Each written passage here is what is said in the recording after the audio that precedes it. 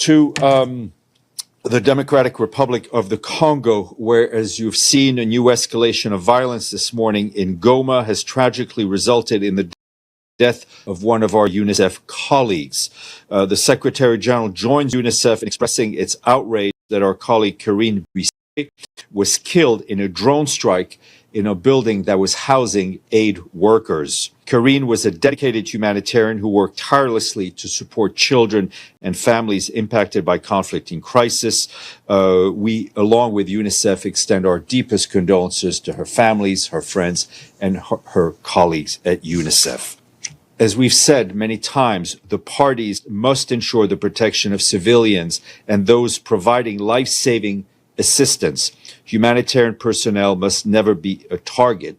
This is international law. It is not up for debate, nor is it up for negotiations. It must be respected.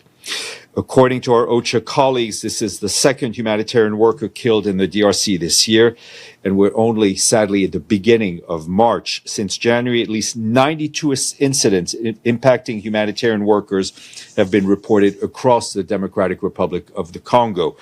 Last year, more than 650 such incidents were recorded, with 13 humanitarian workers killed and 41 injured across the provinces of North Kivu, South Kivu, Ituri, Tanganyika, and Maniema. Today, UN peacekeepers from the mission's firefighting section responded for emergency support and also for initial assessment of the strike in Goma. Our acting head of mission, Bruno Le Marquis, strongly condemned today's escalation of violence, which notably involved, as we told you, the use of armed drones, which endangers civilians and UN personnel. The use of drones, he said, is deeply concerning. He called for a swift, independent, and credible investigation to identify those responsible and bring them to justice.